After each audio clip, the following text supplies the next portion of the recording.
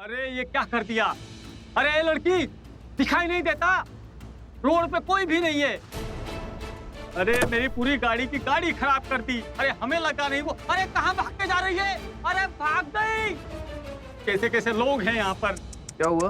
अरे साहब सत्यानाश करके चली गई। चोट तो नहीं लगी? अरे नहीं साहब, भगवान ने बचा लिया वो तो हमें। एंड टाइम पे बच गए, वरना वो तो हमारी जान लेके ही जाती है आज। पता नहीं कहाँ कहाँ से आ जाती है। किसी बड़े बाप की बिगड़ी हुई औलाद थी कोई, पी के गाड़ी चला रही थी। आपको मदद की जरूरत नहीं? नहीं नहीं, निकाल लेंगे। ओह गॉड, मेरा फोन तो गाड़ी में रह गया और करण और प्रीता गाड़ी चेक कर रहे हैं। अरे नहीं, मेरा फोन मिल गया। उसी वक्त पृथ्वी ने कॉल कर लिया तो।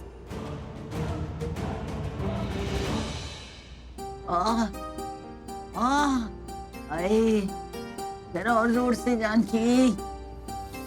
बेटी, आपके कंधों में ना फिक्र की मोटी मोटी गांठें बन गई हैं, फूल फूल के बस फटने वाली हैं। ओए जानकी, जिसकी बहू अपने सर पर टेंशन का इतना बड़ा टोकरा लेके घूम रही हो, उसकी सास के गांठें नहीं पड़ेंगी तो और क्या होगा? उन्हें सुनी नहीं वो कहावत? कहते हैं कि सास और बहू का चोली दामन का साथ होता है। अरे बहू को कुछ हो तो सास को भी उसका असर होता है। और फिर मुझे तो तेरी भी टेंशन है ना। तुझे भी तो लग रहा था सृष्टि पता नहीं पुलिस स्टेशन में होगी, उसकी गांठ। फिर मेरे को ये नहीं समझ में आता कि सृष्टि किसकी तरफ है। अब एक साथ इतनी गांठों का बोझ और ये बूढ़े कांधे, या मुझसे बर्दाश्त नहीं होता। हाय जी, आप बहन जी के बारे में कुछ मत बोला करो, वो गलत नहीं होती। और सृष्टि के बारे में तो मैं सुन ही नहीं सकती। जी वो तो अभी बच्चा है, उसके खेलने कूदने की उम्र है, वो किसी को क्या टेंशन देगी। एक बात बता, तुझे अच्छा नहीं लगता ना कि मैं सरला के बारे में कुछ बोलूं, सृष्टि के बारे में कुछ बोलूं? नहीं हो, मैं उनकी कोई टेंशन नहीं लेती। अब मैं ठीक हो गई, बस जा और मेरे इलाज की जो दवा है वो लेके आ। कौन सी? मेरा कफ सिरप ले आ। नहीं नहीं बीजी, मैं नहीं जाऊंगी। साला बहन जी को चंगा नहीं लगेगा कि मैं आपके लिए कफ सिरप लेके आऊं। डांटेंगी मेरे को। ओहो, तेरी सरला बहन जी, तेरी अपनी सृष्टि, मैं तेरी कुछ नहीं लगती है। घर की बुजुर्ग हूँ, बुजुर्गों से सबसे ज्यादा प्यार होना चाहिए। तुझे तो मेरा कुछ ख्याल ही नहीं है। ना बीजी, मैं तो आपको सबसे ज्यादा प्यार करती हूँ। सबसे ज्यादा प्यार करती है तो प्यार दिखाना मुझे। देख जान, मेरे इस दर्द का इलाज एक ही है।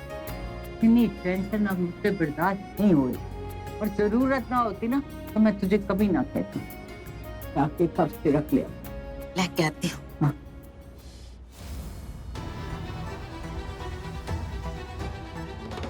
तुम रुको, मैं तुम्हारी हेल्प करता हूँ।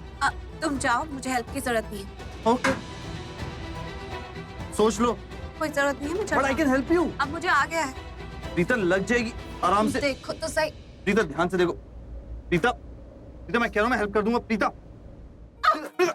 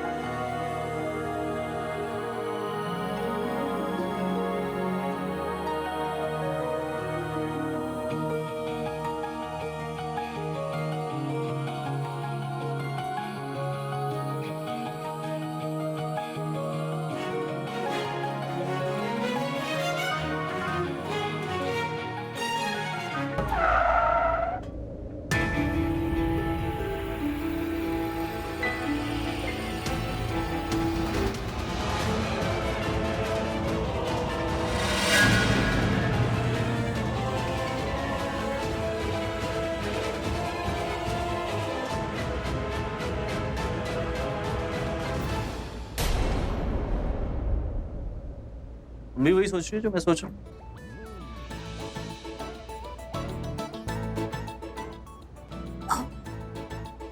नहीं, मैं कुछ नहीं सोच रही।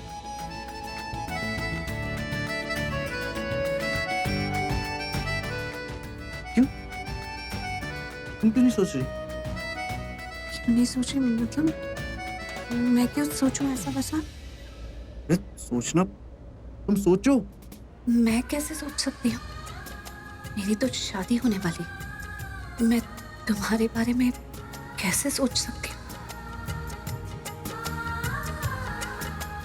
ठीक है, मत सोचो।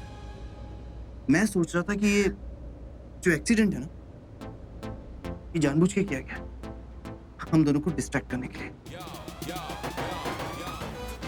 एक्सीडेंट? तुम एक्सीडेंट के बारे में सोच रही थी? ऑफ कोर्स, एक्सीडेंट के बारे में। तुम किस बारे में सोच रही थी? एक्सीडेंट के बारे में।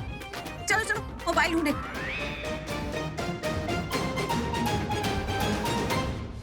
इतनी रात को कौन आ गया और इतनी बेल क्यों बजा रहा है?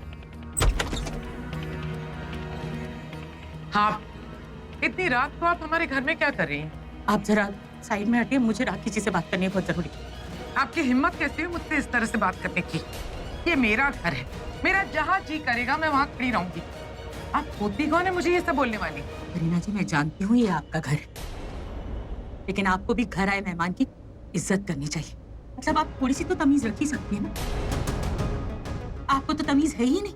आप अंदर आइए ना। आपने जिस तरीके से मुझसे फोन पे बात की ना, मुझे कहा कि प्रीता वहाँ जेल में है और वो सृष्टि भी। आपको पता है एक माँ होने के नाते मैं कितना घबरा गई थी, कितनी टेंशन हो गई थी मुझे। लेकिन नहीं, आपको तो कोई फर्क ही नहीं पड़ता। आपसे तो बात करना ही पड़ता है।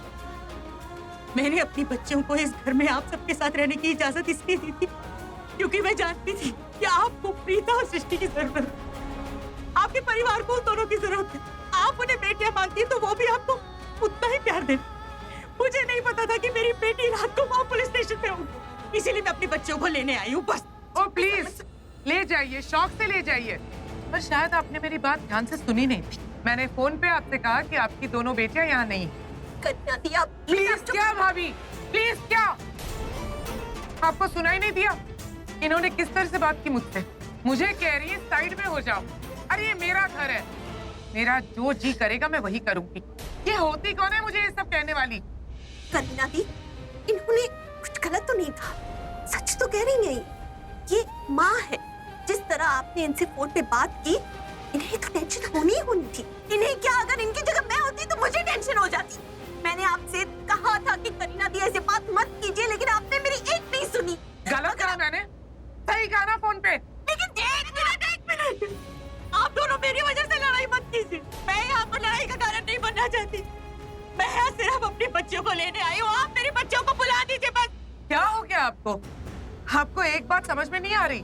कितनी बार कहूँ आपसे, आपकी दोनों बेटियां यहाँ नहीं हैं। कन्या दी, आप चुप हो जाइए। मैं सल्ला जी को समझाती हूँ कि राखी जी, आप मेरी बात सुनिए। मुझे करीना जी से कोई लेना देना नहीं है। मेरी बेटी आपकी जिम्मेदारी, आपकी जिम्मेदारी पर मैंने अपने बच्चे को यहाँ पर भेजा था। आप मुझे बताइए, कहाँ है मेरी प्रीता, मेरी सृष्टि कहाँ है? आप बुलाइए ना मेरी माँ। माँ, सृष्टि, मुझे तो बात नहीं करनी। कितनी बार फोन किया मैंने, फोन नहीं उठा। अरे पता है ना माँ कितनी परेशान हो जाती है। मैं मर जाऊंगी ना तब फोन उठाना। माँ, आई एम सॉरी। मैं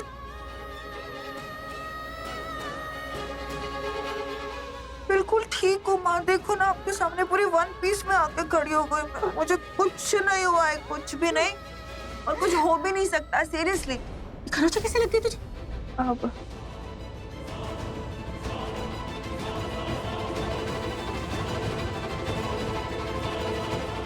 सन्ना जी, ये सब हमारी गलती है, हमारी वजह से। करेक्शन भाभी, करेक्शन हमारी वजह से नहीं, इसकी वजह से।